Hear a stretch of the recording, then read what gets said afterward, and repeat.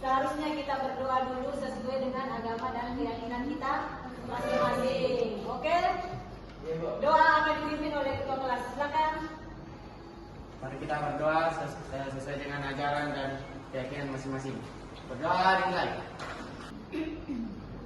Berdoa selesai. Selesai. Kita akan memberikan layanan bimbingan konseling terkait 7 jurus BK hebat. Tapi khusus untuk hari ini, Ibu akan memberikan materi tentang tumbukan resiliensi. Ada yang pernah dengar istilah ini? Fatimah? Jadi tumbukan resiliensi itu bagaimana seseorang bisa bertahan setelah menghadapi sebuah masalah ataupun konflik. Oke. Bagaimana seseorang bangkit kembali setelah dia mengalami kegagalan, hambatan, dan semacamnya.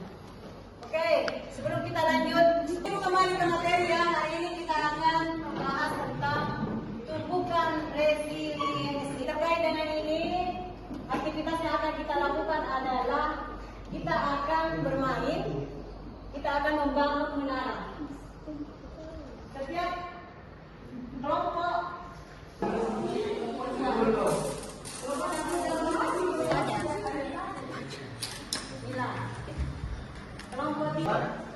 Di sini.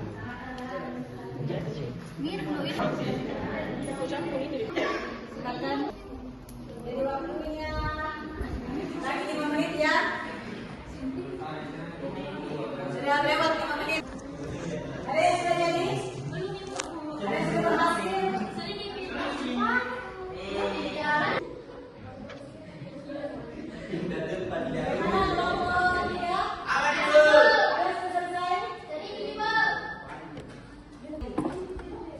Malam tiga. Kalau sudah selesai, silakan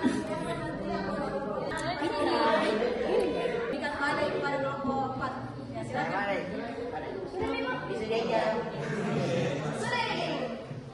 Jangan yang dikipas atau ditiup. Nah, jangan dipegang ya. Ya, silakan kelompok 1.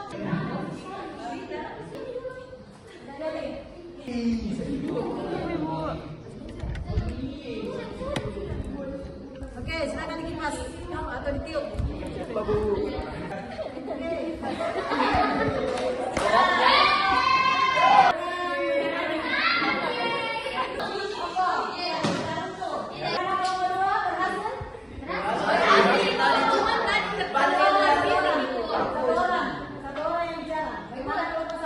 Tadi Ibu berhasil, cuma terkena dengan segan fisik Ibu. Berarti roboh. Roboh, Ibu. Gimana perasaannya pada saat semangatnya roboh? Sedih dan kecewa Ibu. Kembali menara itu. Nanti dengan membangun semangat lagi Bu. Ya, jadi Buat lebih baik. jadi yang namanya sendiri pasti ada ya, tapi bagaimana kita berusaha menumbuhkan kembali semangat kita untuk membangun kembali menara yang roboh. Oke, Ibu sangat bangga dan sangat bahagia karena menara yang dapat Ibu sangat kokoh dan semua. Dilihat, kita lanjut. Nah, ini yang kita lihat tadi terkait dengan daya lenting atau resiliensi. Ada tadi yang memberikan pendapat bahwa resiliensi adalah kemampuan seseorang bangkit kembali setelah mengalami hambatan, trauma, untuk kembali bangkit. Ada yang di sini tidak pernah dapat masalah di selama jadi setiap manusia itu pasti pernah mengalami namanya jalan antara harapan dan kenyataan.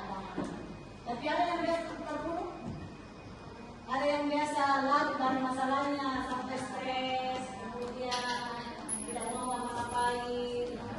Ada?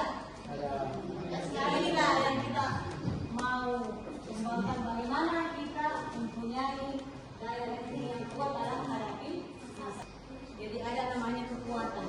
Jadi kalau kita sudah punya kekuatan, kemampuan, berarti kita sudah mampu meningkatkan self awareness. Self awareness itu kesadaran diri. Bagaimana kita mampu mengelola diri kita. Ya. Emotional stability. Stabilitas emosi. Yang dikenal dengan kecerdasan emosional. Jadi emosi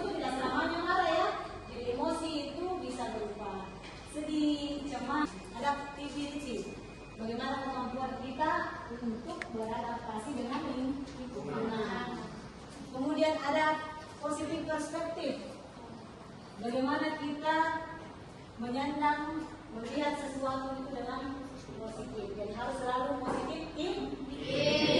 Jangan selalu negatif thinking. Jadi karena pikiran-pikiran pola pikir kita akan mempengaruhi perilaku kita. Kalau pikiran kita selalu positif, insya Allah perilaku kita akan selalu positif. Ini self compassion. Self compassion itu kasih sayang terhadap diri sendiri. Jadi bagaimana orang bersayang sama kita kalau kita sendiri tidak sayang diri kita. Harus pintar-pintar bagaimana kita perasaan kita mengelola emosi kita. Kemudian effective problem solving. Bagaimana kita mencari jalan keluar yang efektif. Nah, inilah jalurnya semua. Fixed mindset, mana yang termasuk growth mindset. Jadi pernyataan itu kita lihat. Yang pertama, saya percaya bahwa kecerdasan dasar saya adalah sesuatu yang tidak bisa saya ubah terlalu banyak. Itu maksudnya fixed mindset atau growth mindset? Fixed mindset. Bentar. Terus yang kedua, ketika saya menghadapi tantangan, saya biasanya menyerah karena saya merasa tidak cukup mampu. Jadi pola pikirnya kita lakukan sesuatu, kalian nanti ungkapkan masalahnya apa, kemudian kita bisa lihat bagaimana umpan baliknya. Kita berusaha untuk mengembangkan, itulah orang yang mindset. Jadi hanya pasrah, dia tidak berusaha untuk menghadapi tantangan. Jadi kita diharapkan ke depan anak-anak sekalian kita semua memiliki pola pikir yang growth mindset, pola pikir bertumbuh. Oke. Lanjut. Nah, di sini ada pernyataan yang bisa kita bagikan ini sebagai tugas kita. Kalian tulis di sini contoh masalah kalian yang kalian hadapi. Tuliskan dan kelasnya.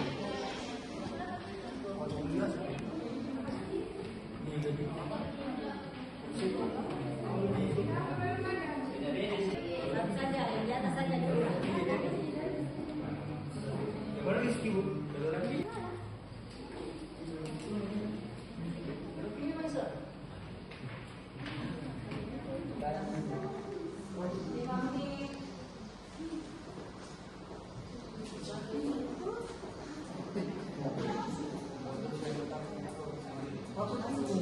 Tuliskan satu contoh masalah yang kalian hadapi. Baik, saya akan mengatakan apresiasi dengan koreksi terhadap individual saya. Pertama itu apresiasi dalam diri saya, yaitu yang pertama percaya diri, yang kedua itu stres berlebihan padahal belum tentu masalah itu akan muncul, dan yang ketiga itu bisa berkomunikasi dengan baik. Oke, kita coba. Silakan Kak. Kayak tuh masalahnya itu Bu, kalau kita menjawab pertanyaan tapi salah ini. Nah itu apresiasinya itu Bu, jawabannya salah tapi ada usaha. Terus koreksinya lain kali lebih belajar lagi. Terus apresiasinya lagi setidaknya ada usaha daripada tidak ada sama sekali.